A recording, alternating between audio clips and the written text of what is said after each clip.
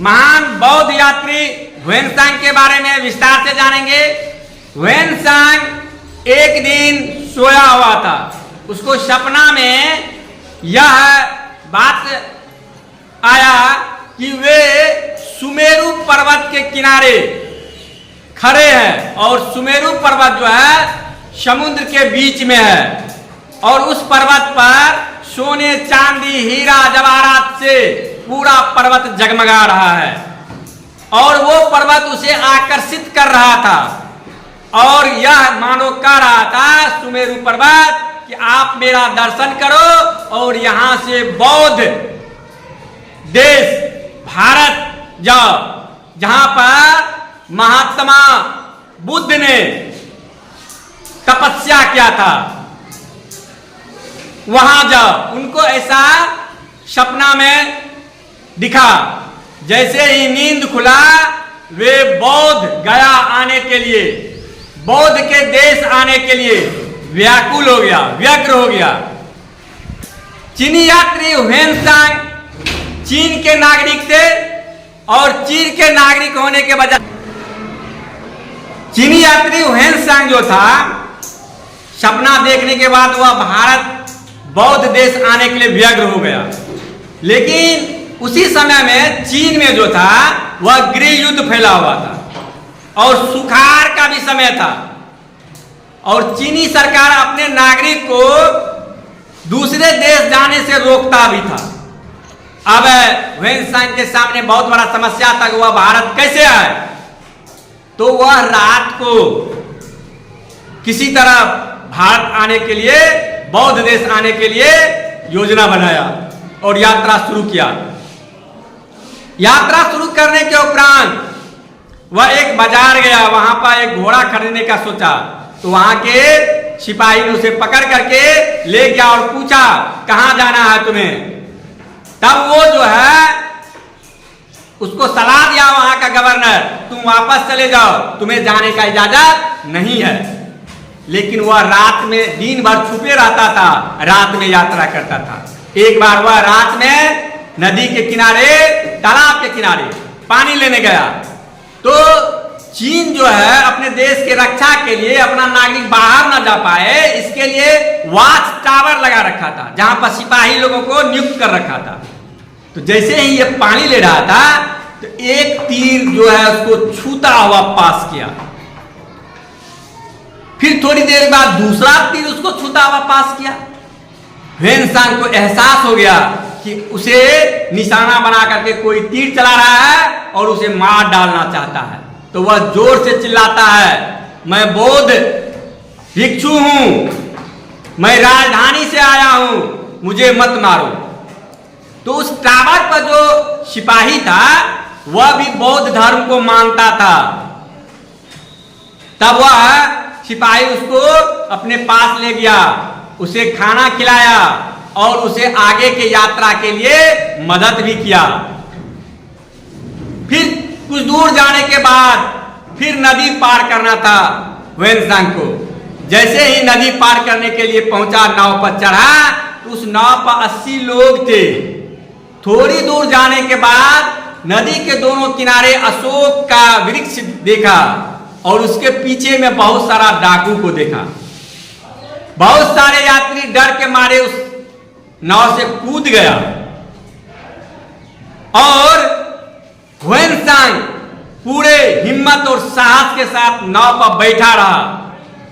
वह डाकू उस नाव को किनारे की तरफ लाने के लिए कहा।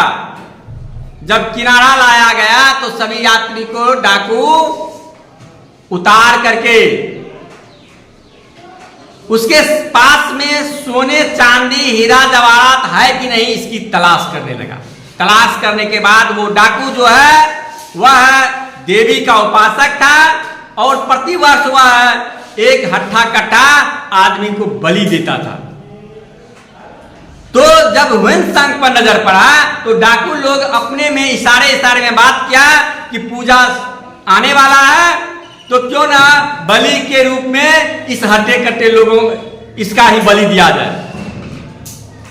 बस उसको क्या हुआ, पकड़ लिया ह्वेनसांग को। ह्वेनसांग डाकू से विनती किया कि महाराज हमें मेरी अंतिम इच्छा पूरा किया जाए, क्योंकि सब कोई डर गए, चीखने चिल्लाने लगे डर से। लेकिन ह्वेनसांग के चेहरे पर कोई डर भय नहीं था, उनके चेहरे पर कोई शिकन नहीं था। वह केवल डाकुओं से कहा कि मुझे अंतिम इच्छा पूरा करने का मौका दिया जाए। तो बोला क्या इच्छा है तुम्हारा? तो बोला हम भगवान का ध्यान करना चाहते हैं। तो बोला ठीक है करो। तो वह ध्यान में जैसे ही बैठा, बहुत तेज से आंधी आ गई। ऐसा आंधी आया, ऐसा बवंडर हुआ कि सारे लोग घबरा गए। उसके बाद उसमें से कुछ डाकू का ऐसा आखिर क्या है कि इतना बड़ा आंधी आ गया। तो उसमें से कुछ यात्री कहा ये अद्भुत यात्री हैं और बौद्ध भिक्षु हैं, इन्हीं के प्रकोप से आंधी आया है। तो सब कोई जो है, सभी डाकू उनके चरणों में लेट गया और जैसे ही ह्वेनसांग के चरण पर हाथ डाकू सबका पड़ा, आंधी खत्म हो गया। आंधी जब खत्म हुआ तो ह्वेनसांग को सारे डाकू माफी मांग करके छोड़ दिया। ह्वेनसांग वहां से बोध गया आया, 10 दिन बोध गया में रहा, फिर नालंदा विश्वविद्यालय गया, क्योंकि वे नालंदा विश्वविद्यालय के प्राचार्य शीलभद्र से मिल करके योग शास्त्र पर विचार विमर्श करना चाहते थे, शिक्षा प्राप्त करना चाहते थे। ह्वेनसांग नालंदा विश्वविद्यालय में विद्या अध्ययन किया। नालंदा विश्वविद्यालय तत्कालीन समय का सबसे प्रसिद्ध विश्वविद्यालय था, बहुत ही नामी ग्रामी विश्वविद्यालय था। यहाँ पर 10,000 से अधिक छात्र विद्या अध्ययन करते थे। यहाँ पर सभी विषयों का विद्या अध्ययन होता था, शिक्षा दिया जाता था। यहाँ पर चिकित्सा शास्त्र, योग, खगोल, गणित, भूगोल, जितने भी विषय थे सब पर गहन अध्ययन होता था और बहुत प्रसिद्ध विश्वविद्यालय था यहाँ का। शीलभद्र काफी बीमार चल रहे थे उस समय में, लेकिन उन्होंने भी एक सपना देखा। शीलभद्र हमेशा ईश्वर से प्रार्थना करते रहता था कि हे प्रभु, अब मैं बूढ़ा हो चुका हूं, अब मुझे अपने गोद में समा लीजिए, मुझे मोक्ष दे दीजिए।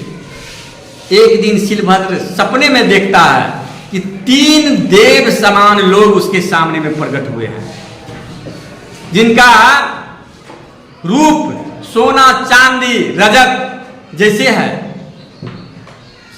और वो तीनों लोग शीलभद्र से कहता है, नहीं ऋषि, आपको कुछ दिन और जीना है और जीने के उपरांत आपको एक बौद्ध भिक्षु चीन से आ रहा है, उसे आपको शिक्षा देना है।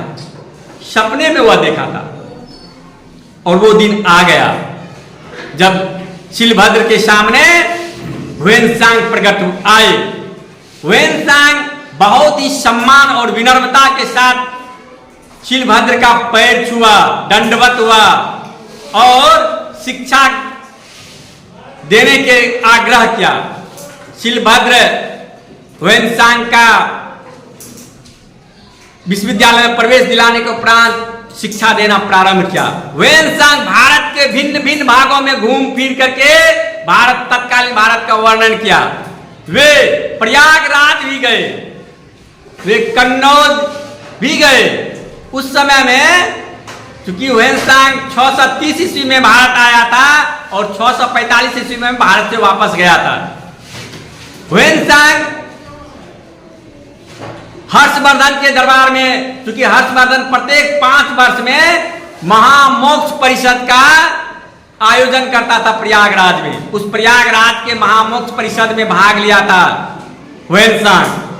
ह्वेनसांग पाटलिपुत्र भी आए, जहां पर पाटलिपुत्र के राजा अशोक को बौद्ध धर्म में दीक्षित किया गया था।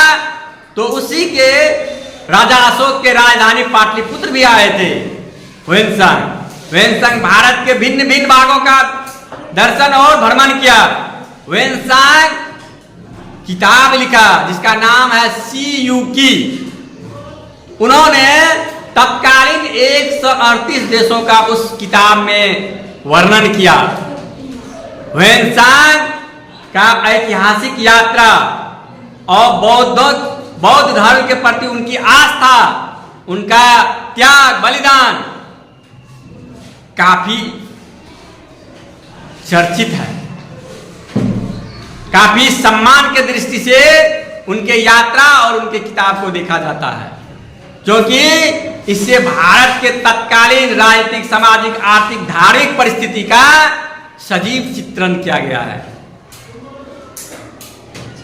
ह्वेनसांग लिखते हैं कि नालंदा विश्वविद्यालय बहुत ही भव्य है। इस विश्वविद्यालय के रखरखाव के लिए और इस विश्वविद्यालय के खर्च के संचालन के लिए राजाओं ने 100 गांव दान में दिया था। आसपास के गांव भी बहुत सारे उसको दान दिया करते थे। तो बौद्ध धर्म जो है, जो कि पूरे विश्व को शांति का संदेश दिया, बौद्ध धर्म पूरे विश्व को क्या दिया? शांति का संदेश दिया। और भगवान बुद्ध को एशिया का प्रकाश स्तंभ कहा जाता है। भगवान बुद्ध ने बहुत ही महत्वपूर्ण कार्य किया, विश्व को शांति का संदेश दे करके, विश्व में अमन चैन को फैलाने करके, विश्व बंधुत्व की संदेश दे करके। और इसीलिए कहा जाता है भारत ऋषि मुनियों का देश है, भारत बौद्धों का देश है, भगवान महावीर, भगवान बुद्ध का देश है। यहाँ अनेकों ऋषि मुनियों ने वर्षों से तपस्या किया है और भारत के नाम को रोशन किया है। इसीलिए भारत को शांति का संदेश देने वाला देश कहा जाता है। तो आज के लिए इतना ही, धन्यवाद।